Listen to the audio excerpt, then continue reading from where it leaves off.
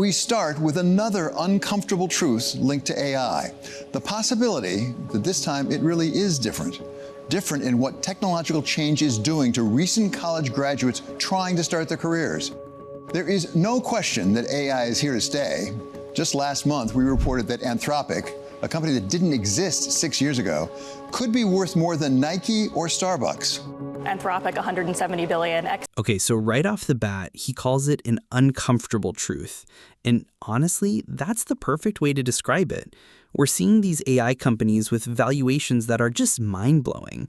The video mentions Anthropic could be worth more than Nike or Starbucks, a company that didn't even exist 6 years ago. That is insane, and it really sets the stage for how rapid and massive this change is. It's not some far-off future thing. It's happening right now. AI in talks for $200 billion, and I think there's nowhere to go but up. And there's no question that at least some employees stand to make a great deal of money for their ride on the AI train. Apple's top executive in charge of AI models is leaving for Meta Platforms. I'm told this pay package is probably somewhere north of $200 million. We have never seen anything like this before, and there's a lot we don't know about what it will do for business and the economy. But we do know that leaders of the world's largest and most powerful firms expect a tidal wave. They are preparing for it. And already, some people are feeling the effects on the ground right now. People not at the very top of the corporate ladder, but those trying to get a step on the bottom rung. And here's where it hits home. We go from these billion-dollar headlines to the actual people on the ground. Meet Jacob and Tiffany. They're fresh out of Boston College and Cornell. Great schools, great qualifications. They're the ones who are supposed to be starting their amazing careers. They basically followed the playbook for success that we've all been taught for decades. This year, Jacob Ayub and Tiffany Lee are joining millions of their fellow college graduates trying to get their careers started. This is just one of the case studies that I've done, but it's pretty representative of what you can expect if you're applying for any full-time role at a private equity company. Luckily, Boston College does a really good job of setting that financial background. We've done in-class DCFs, in-class LBOs. Here's your iced matcha skim milk. Thank you. Thank you. Have a great day. You too. I have a few case studies on my portfolio just showcasing the work that I've done at school for the companies and nonprofits that I've worked for. The last experience I have is another contract role with a startup that I did through a club at Cornell as well. They have studied different subjects at different schools. Tiffany, Information Science and Psychology at Cornell, Jacob, Economics and Finance at Boston College. But the two graduates have a lot in common. They both got good grades, networked widely, and landed prestigious internships. Tiffany at Apple and Jacob at a boutique private equity firm. And for both, it has yet to add up to a job. Since graduating college, I would say I've applied to around 200 jobs. I would say I've applied to about 150, maybe more now. Some of the interview processes consist of constructing models and valuations. Some of them are pitch decks. I made it to the final round for one big tech company. Didn't end up getting it. I'm past round 2 for another one, and the other ones either haven't heard back or just ghosted. Yeah. It's a story that's becoming more common, and it's being reflected in an unusual new trend in the economic data. I mean, just look at this. 200 applications for Jacob, 150 for Tiffany. The clip shows her tracker filled with rejected or ghosted. That is so incredibly frustrating and I think really relatable for a lot of people right now. You put in all this effort, you tailor your resume, you do case studies, and you just get silence. It really makes you question everything. As far back as the numbers go, the unemployment rate for recent college graduates has been below the rate for all U.S. workers. But over the past few years, unemployment among recent grads climbed above the rate for the broader population. This is essentially the first time on an ongoing basis that this has occurred in the 45 plus years that we have data going back to. Matthew Martin is a senior economist at Oxford Economics. So really this is pointing towards a lot of people who have that higher educational attainment are actually worse off than many of their peers who have lower educational attainment. That's an interesting dynamic to have in a market where you're told you go to college, you work hard, you'll have a job after graduation. And unfortunately for many at the moment, that's... Whoa, okay, pause right there. This chart is the key to this whole story. For as long as they have data, the unemployment rate for recent college grads has been lower than for everyone else. A degree meant you had an edge. But look at what's happened in the last couple of years. That has completely flipped. For the first time, it's actually harder for a new grad to find a job. This isn't just a feeling. The data is showing a massive shift is underway. Just not happening. Recent college grads may be having a harder time right now finding their first job, but it depends in part on what kind of job they're seeking. Entry-level jobs in the areas Tiffany and Jacob want, tech and finance respectively, turn out to be particularly hard to find.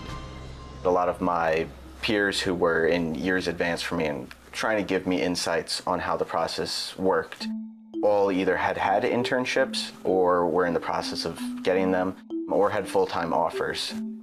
And these are sometimes people that are just juniors who have a full-time offer at a bank or a different firm. And I think with my graduation class, there's been a pretty drastic change. I'd say about 50% of my graduating class is unemployed. I see a lot of job descriptions that are asking for like 2 years of experience or like 3 years of experience. And in design specifically, it's been pretty hard.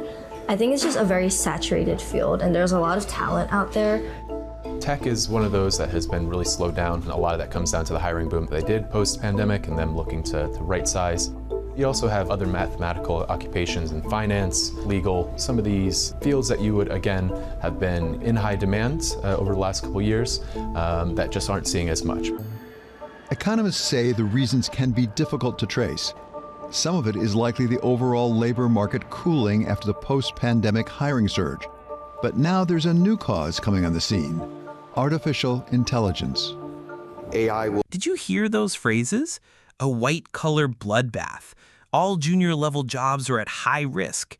A tsunami hitting the labor market. These aren't just random people saying this. These are CEOs and the head of the IMF. And it's wild because at the same time Amazon's CEO is talking about how AI will reduce our total corporate workforce, companies are also in a massive hiring spree to poach top AI talent for millions of dollars. It's creating this huge divide. Will leave a lot of white-collar people behind. All junior-level jobs in any industry are at high risk. This is like a tsunami hitting the labor market. For months, economists and executives have been raising concerns about AI or publicly embracing it, sometimes both. Amazon CEO Andy Jassy wrote a note to employees in June saying that AI would change the way work is done at the tech giant and that jobs would be cut as AI increased efficiency.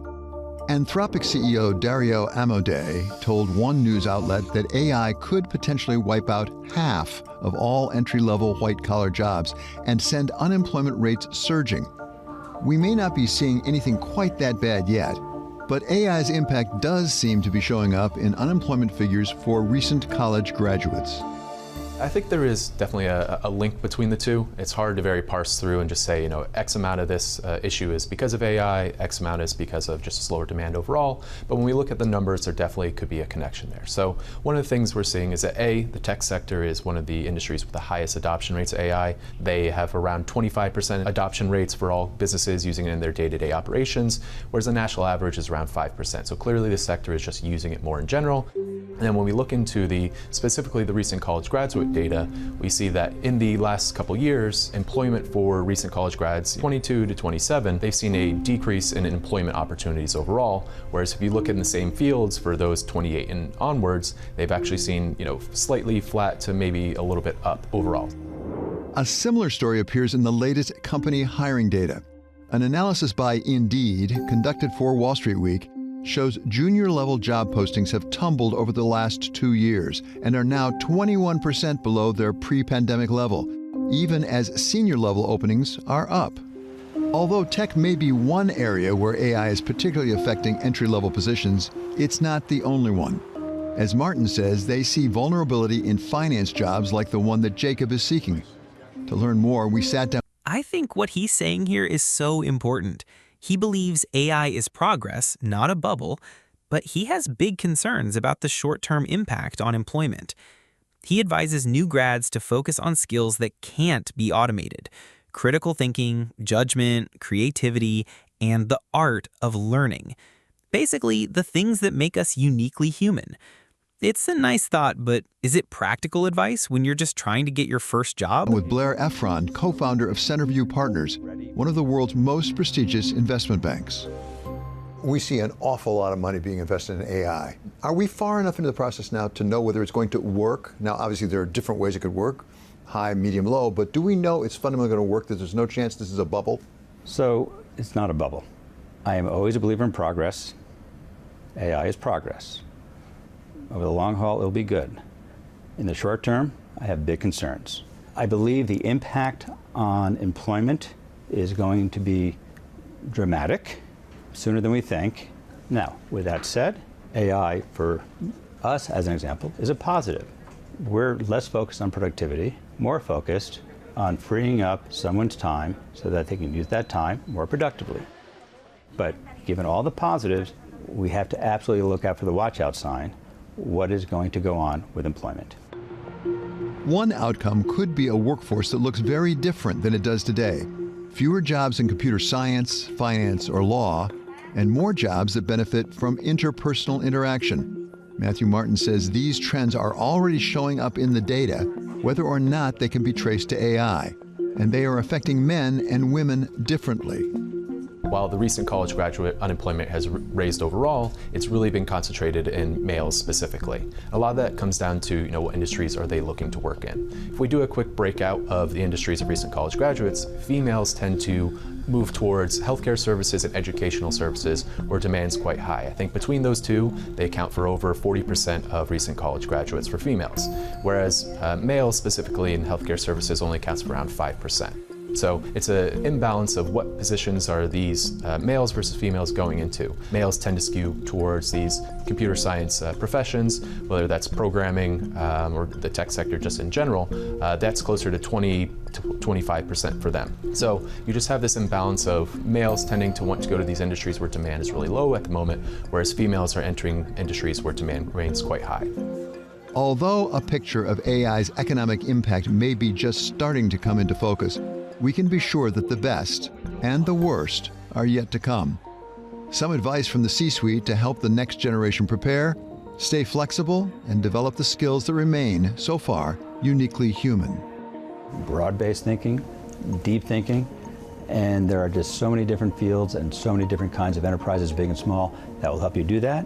Widen the aperture of what you think might be a fit. Taking a lot of writing courses, a lot of humanities, learning how to think critically, learning the art of learning, curiosity, thinking about judgment, thinking about coming out with an output, an answer based on facts that is contrary to what a model may show you. This is what we need, because this is what I think will never get out of style. Judgment's not going out of style. The benefits of AI in the long run may well dwarf the problems.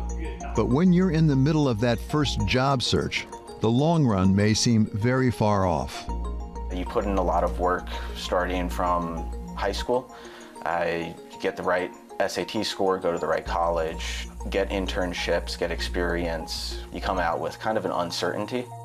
It kind of makes me want to consider a master's, but I know that it's really expensive, and I just don't know if it's worth all that money just to get an entry-level job. It's more so frustration towards the system and the overall process, but you also start questioning your underlying abilities. Jacob and Tiffany, it seems, did everything right. And it's not quite that they're falling behind, but that the entire world is shifting under their feet. The rules have suddenly changed. And what are those new rules? For all of us, that still remains to be seen. So we end with Jacob and Tiffany, right back where we started. They did everything they were supposed to do, but the world is changing under their feet. Jacob questions his own abilities, and Tiffany wonders if she needs a master's degree, which is incredibly expensive, just to get an entry-level job. It leaves you with this really unsettling feeling. What do you guys think about this? Are you a recent grad experiencing the same thing, or are you already in the workforce and seeing AI change your job? Let me know in the comments below. It feels like we're at the very beginning of a massive change, and stories like these are just the start. Thanks for watching.